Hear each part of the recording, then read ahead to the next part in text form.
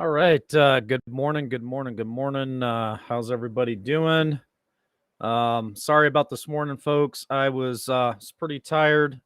Slept in, to be honest with you. If you want to, if you want to know straight up what happened to devotions, I'm still trying to get my body used to the schedule.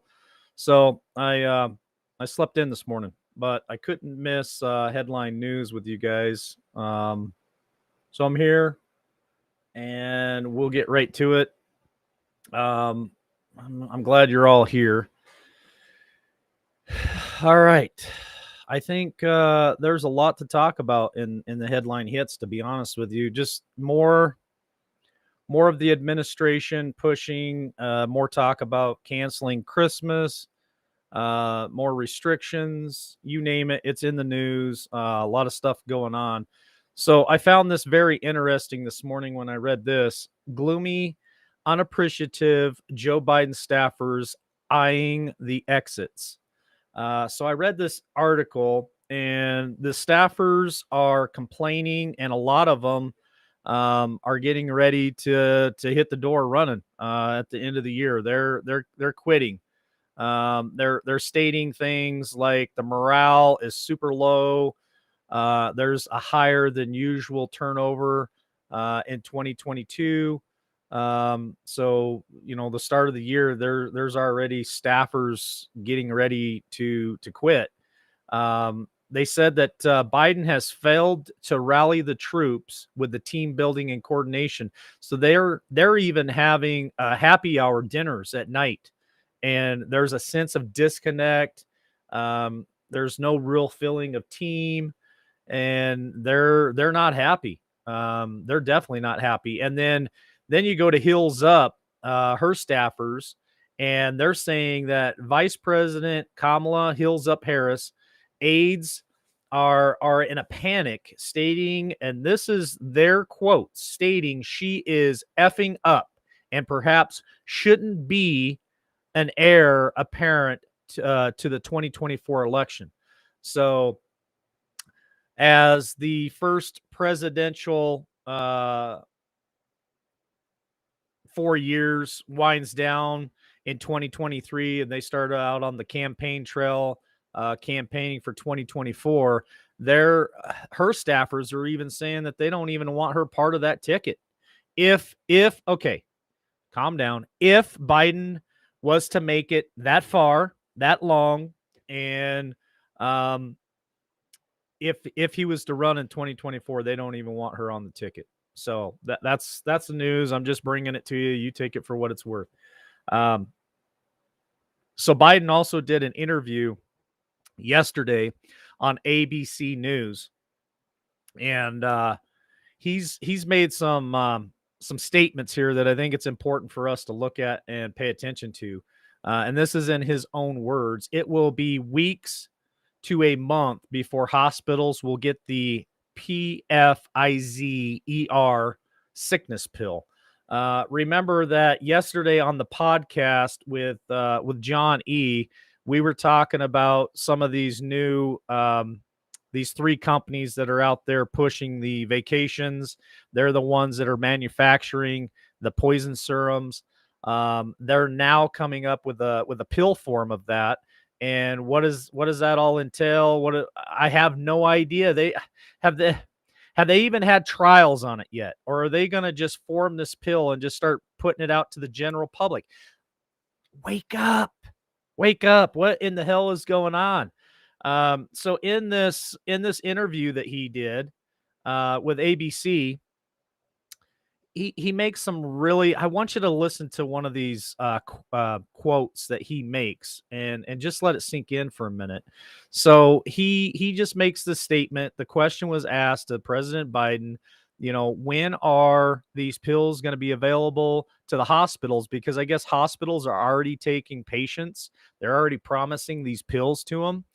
These pills have to do with the sickness. Now, whether it's a preventative thing or if it's a therapeutic, we talked yesterday about it being a therapeutic, but I'm not 100% sure on it yet. I'm going to have to dive deeper into it because this is very concerning to me.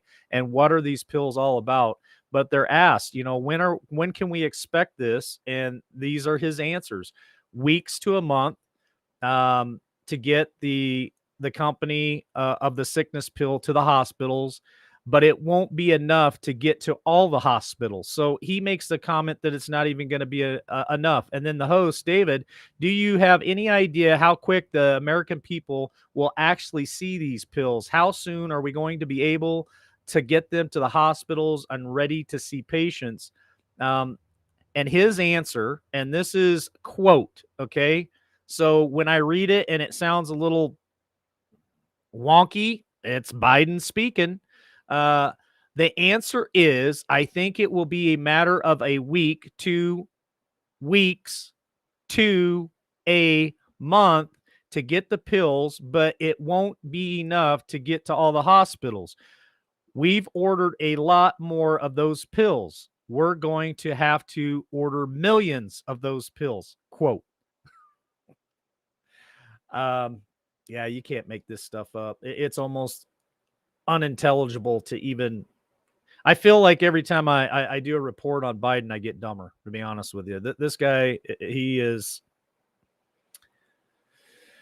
Wow. This is the cream of the crop, folks. This is their guy that they picked out of Bernie Sanders, out of Sue Warner, out of all those people standing on the stage in 2018, 2019, saying that they wanted to run for the Democratic nomination for president of the United States. This is their guy. This is who they picked. Um, this is the most popular president of all time, more popular than Big Ears himself. He got more votes than any other president in history, including Big Ears himself. You can't make this stuff up. So, to go further on this conversation, Biden says that the sickness testing situation, listen, this is the one I was telling you about. The sickness testing situation isn't a failure. I wish I'd thought about ordering 500 million pills 2 months ago. So in the same interview with ABC, um, he just makes more stupid comments. He stated, I don't think it's a failure with the testing, but we all know that the testing doesn't work. We know for a fact that people have taken the swabs out of the package. They opened it. They took it right out of the package. They didn't touch it. They put it right into one of those tubes that they send off in the mail to get tested, and it comes back as positive. We know people have taken those and swabbed an orange, sent it off, comes back as positive. I even thought somebody sent me a message and said, Mike, you should do that on air. You should buy one of those home kits. I even thought about swabbing the gums of my dog and sending it in and seeing if it comes back tested as positive. And sorry, folks, I'm not reading the chat, so I really not paying attention to the chat. So if you're trying to get my attention, I apologize. I'm just trying to deliver the news to you. So this is his comment that he makes. I don't think it's a failure. I think it's, you could argue. I know this sounds stupid when I read it, and it is stupid. I think it's, you could argue that we should have known a year ago, 6 months ago, 2 months ago, a month ago. I've ordered 500 million of the pills, 500 million pills. Well, yeah, half of a billion would be 500 million. I mean, excuse me, 500 million test kits that are going to be available to be sent to every home in America of anybody who wants them. So it sounds like they've ordered 500 million. At first, I thought he was talking about pills, and then he changes it to, excuse me, half a million test kits. I guess I'm confused. I'm confused, Biden. Can you please explain that further? And please don't make me stupid when you explain it to me, because I feel like that's exactly what happens when I hear you talk.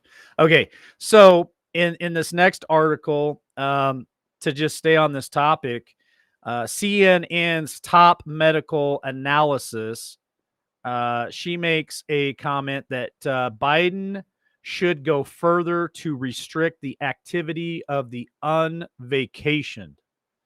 All right, now we've been talking about this.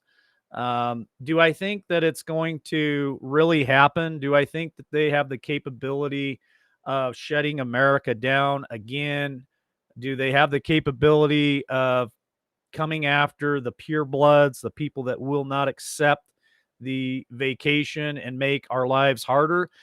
I think in some instances, yes, that they can make it harder on us. Can they win the battle? Absolutely not. If we all stand up and stand together, I truly believe 100% that there's no way that they can keep us from opening our businesses or keeping our businesses opened or travel or just live life. They can't shut us down for Christmas or anything else. So I know I'm reporting this, but it's just a bunch of nonsense. CNN medical analysis Dr. Leanne Wen, I don't even know how to pronounce her name, said Wednesday on CNN's newsroom that President Biden should go further in placing restrictions on Americans who have not gotten the sickness vacation. She also goes further to say I think we will all see that the Decepticon is a very large number of affections due to the sickness. So they're pushing this new variant on us, folks, um, and I think it's possible that it is more contagious than the other two. Okay, I'll just say that there's a possibility of that. But as far as it being more deadly, I think we already talked about that yesterday on the podcast. One person in the last 2 weeks here in America has fell victim to it. 15 worldwide. 15 people worldwide has fell victim to this new Decepticon. Now, how do they? You got to ask yourself, how can they even have a test for it? They didn't even have a test for the first one. They can't. They don't have a test, in my opinion, for the second one. So how can they even test for the third? It just seems like a bunch of nonsense. Same as usual, just nonsense. I found this interesting. This number here. Yeah, I'm still on Biden. Uh, so it seems like old Puddin' Pop there grants only, listen to me, 16 interviews in 2021, far less than Mr. T and Big Ears. It seems that the prior two administrations that Mr. T gave 72 interviews during the same period, and that Mr. Big Ears gave a whopping 155 interviews in his first term as president of the United States. So you got to ask yourself, why? Why is the most popular president of all time with the most votes of all time, only giving 16 interviews in his first year in his first term, when the other two, like old Big Ears there, he had loose lips. He liked going out there and just running his little pie hole there. So he wasn't afraid to get out there and talk. But this guy, he's still in the basement, folks. He's still in the frickin' basement. Even his staffers are saying that they can't. They haven't even got to meet him yet. There's a lot of staffers that haven't even made it to the White House in the first year. They haven't even made it to the White House yet, and that's why a lot of them are looking for the door. They're ready to bail, abandon ship. The ship is going down, and they're jumping. Um, so I found this interesting too. This really gets under my skin, to be honest with you, because as we get critiqued by other channels about being influencers, and we got to be cautious about what we put out there because we influence people, and it can be dangerous. And I don't disagree with some of those statements. I think we as influencers, as people, that people look up to us and listen to what we say. I absolutely agree with some of those statements that we got to be cautious about the information that we put out, or the things that we say, or the things we encourage people to do. So I'm going to climb right to the top of the pyramid, right to the top of the federal cake up there. And I'm talking about the administration and the influence that all administrations have over this country. And why I'm bringing this up is because we've got the first lady Jill Biden, who is featuring listen to me, a face covering, face diaper, whatever you want to call it, singing and dancing nurses in the pandemic White House Christmas special. Okay, so the reason why I'm frustrated about this is one, you have an administration, okay, that of course not all of us agree with it. None of us really voted for it, but it's still an administration, no matter how you slice it. Then you've got the first lady that a lot of women and a lot of young women look up to, right? Because she's the first lady, and rightfully so. If she was worth putting on that pedestal, I don't think this one is, but there has been first ladies in our history that were definitely great first ladies. This one, not so much.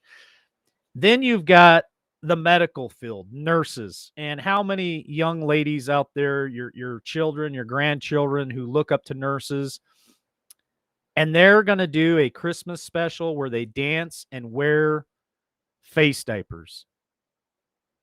The reason why this bugs me is this is projecting out there. This is influencing people that, hey, look at us. We're wearing this.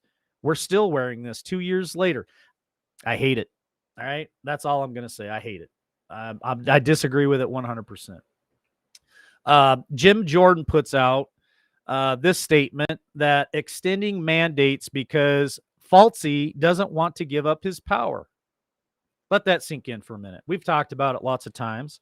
I'm not even going to give him the respect of the DR. So, Mr. Anthony Flip Flop Lion Ass Fauci doesn't want to give up his power, which is why the U.S. is facing extended, listen to me, extended sickness restrictions. Representative Jim Jordan, Republican from Ohio, he made that statement Tuesday, that it just seems like this little man, this little troll, this little midget, this little hobbit, he's got little man syndrome. He can't stand the fact that he doesn't want to he doesn't want to give up his power, and two, it's my belief that he is definitely part of this massive plan across America and the world. I don't like him, and I really also believe that he is one of those people who cannot stand to be wrong, and so he's clawing, he's fighting, he's grabbing every straw he can to keep that power. So, you know what, flip flop, lion ass, Fauci. I hope you get what's coming to you someday soon. I hope you get the justice that we all deserve. All right, here's a new topic that I want to talk about because this was in the news. This was a big deal when it happened, and I'm still to this day not 100% sure exactly everything that happened. A little confused. Kind of sickens me to my stomach. It makes me very concerned about what the hell is going on out there in our world, and most importantly, what the hell are we sending our children to go watch? What are we allowing our children to listen to? And this is a very wide broad statement that I'm making because I think video games, I think music, I think actors, actresses, YouTube personalities, you name it, that whole general broad statement of entertainment and people that our kids listen to and look up to,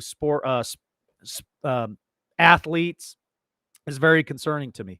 So now Congress has decided to do an investigation on Travis Scott's deadly Astro World concert. Remember that? Remember how they had a concert there in Texas? It was just a month or so ago. They got there. Everybody who walked into the concert, they had to show proof, or they had to have the vacation. They had to have some type of passport, I believe, and maybe I'm wrong on that. They all got in there. The music started, and it seemed like they were all under a trance. Now, I know there's all kinds of speculation on what happened, what could have happened, what caused a lot of things, 5G this, 5G that, people being vacationed, and then the 5G clicks on. Maybe it was a test run. Maybe it was something that they were just trying to see what they can control, mind control. I mean, there's so much speculation out there. I don't know what's truth and what's not truth, but I find it interesting that Congress is now going to put together a congressional committee, has been launched to investigate into the promoter of the Astro World Music Festival in Houston, in which 10 people were killed during a massive crowd surge, and attendees were packed so tight they might could not breathe or even move their arms. Uh, Again, my biggest concern of this is, what the hell are we allowing our children to watch and pay attention to? It's just it's scary. It's scary. It's we got to be cautious, folks. We really got to look after our kids and pay attention to what we're allowing them to hear, to see, to be part of. It scares the hell out of me, to be honest with you. All right. The next article that I want to throw at you for the headline hits is McConnell. So McConnell sends a message to Manchin. Okay, remember Joe Manchin? He's been in the news all this week. We've talked about him being the Democratic Joe Manchin from West Virginia. He's standing up to the Build Back Better plan. He's saying, "Oh hell no," and he's got himself in the crossfire with his own party, and they're attacking him. I mean, they're even throwing him under the bus to say that he's, this old white man. He's racist. He's against all the minority groups. I mean, just insanity. That that's their number one move. It's kind of like in football. You have your number one move, which is, we're going to run a 24 trap to the right. That's our signature move. Well, this is their signature move. If they don't like what you're saying, if they don't like what you're putting out, you're racist.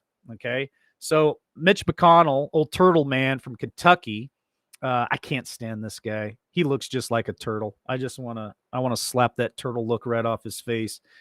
He needs to be gone. Mitch McConnell to Manchin, come across the aisle and join us. You would be treated with respect.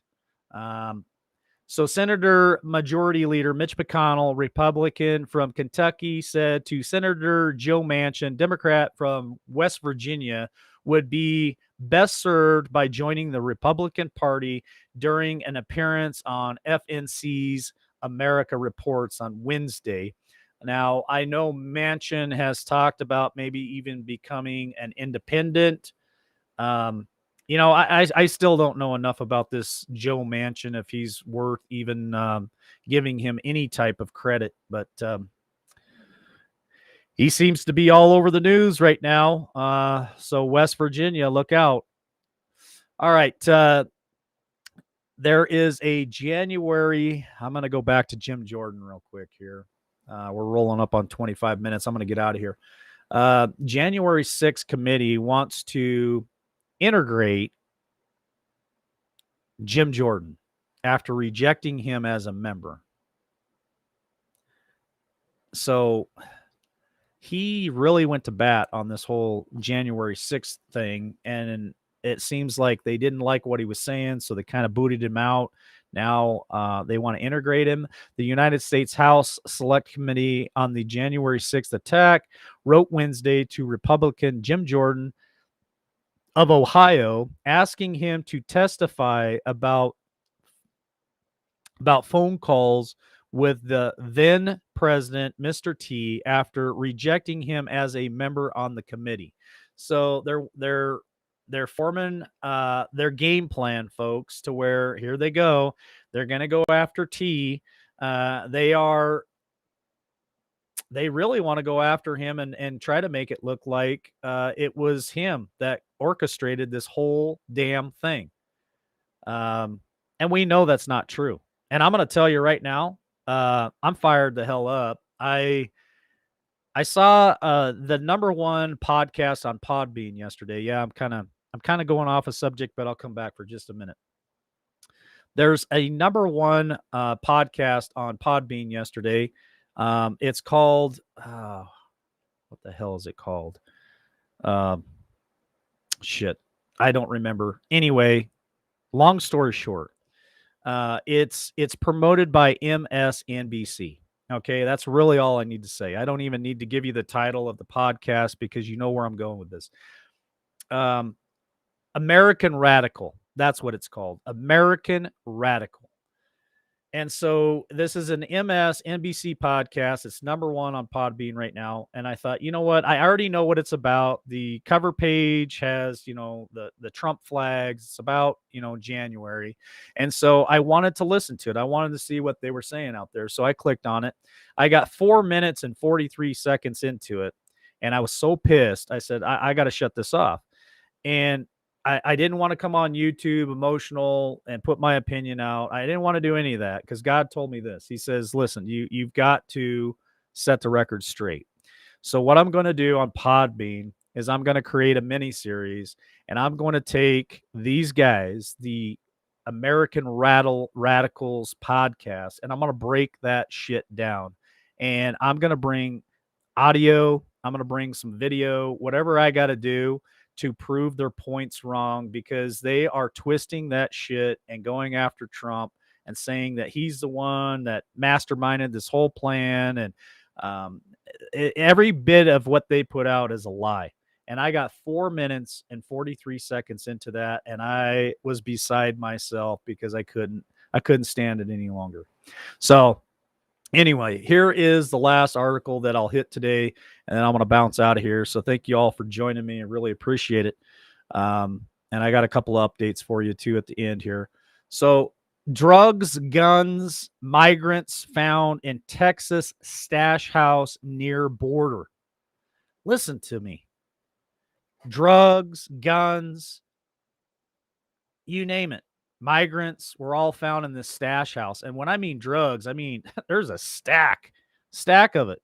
I don't know what it is. It could be marijuana, but I highly doubt it. Looks more like probably cocaine or heroin. I have no idea. Lots of guns. Rio Grande Valley sector border patrol agents found more than immigrants in 2 human smuggling stash houses investigations this week. Bundles of drugs and firearms. And we're more worried about shutting Christmas down. You're not allowed to go have Christmas with your family if you have not been vacationed. But the southern border, it's okay. Let them come. Let them bring drugs. Let them bring guns. Let them bring human trafficking. And that's okay, because this administration really don't give a damn about it. It's obvious that they don't give a damn about it.